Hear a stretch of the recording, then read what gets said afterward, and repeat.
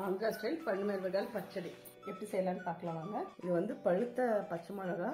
நான் வந்து இதில் காம்பெல்லாம் கிள்ளி கழுவி நீட்டாக எடுத்து வச்சுருக்கிறேங்க. இது வந்து ஊறுகாய் எப்படி போகுதுன்னு பார்க்கலாங்க. நம்மளுக்கு ஆந்திராவில் இது கிடைக்கும். இந்த சீசனில் தாங்க கிடைக்கும் நம்மளுக்கு. இது வந்து 1/2 கிலோ பச்சை மிளகா எடுத்துருக்கிறேன். நான் எப்படி செய்யுதுன்னு பார்க்கலாங்க. ஃபஸ்ட் நம்ம பச்சை மிளகா கட் பண்ணிக்கலாங்க.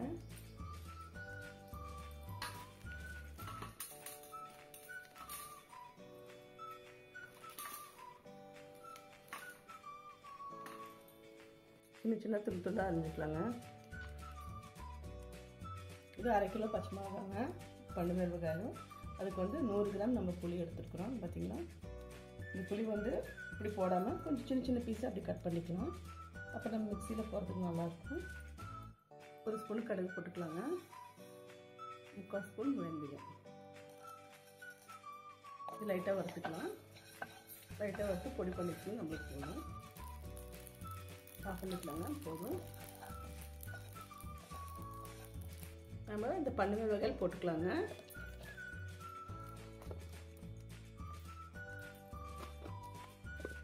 பாதி பாதியாக நம்ம அரைச்சிக்கலாங்க. இதிலே நம்ம எடுத்து வச்ச புளியும் போட்டுக்கலாம்.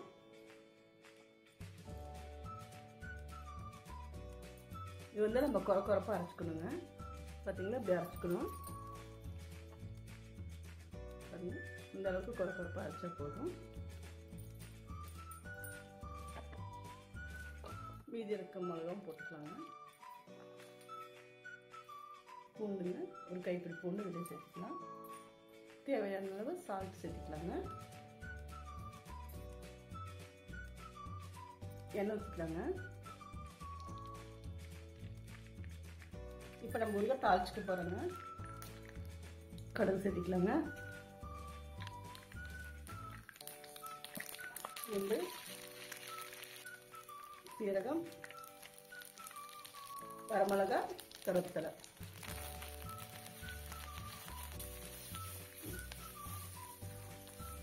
இதில் நம்ம அரைச்சி சேர்த்துக்கலாங்க.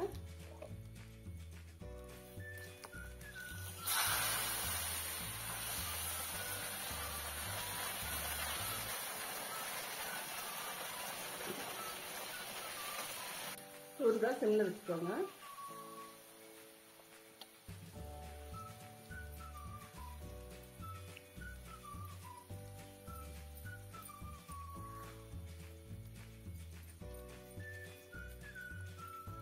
இதில் 1 ஸ்பூன் மஞ்சள் தூளுங்க.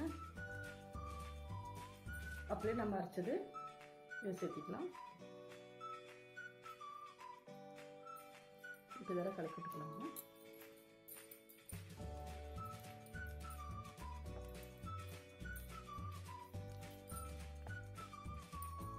நம்ம தாளிக்காம ஒரு டப்பாவில் நம்மளுக்கு எவ்வளோ வேணுமோ அவ்வளோ எடுத்து வச்சுட்டுங்க. கொஞ்சம் கொஞ்சமாக தாளிச்சுக்கலாம். 1 வருஷம் வரைக்கும் கெடாமல் இருக்கும்.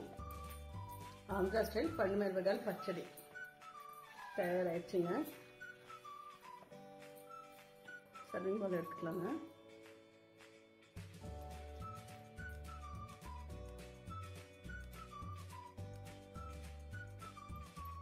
கலர்ஃபுல்லாக நல்லா இருக்குதுங்க ஊருக்கு பார்க்கறதுக்கு.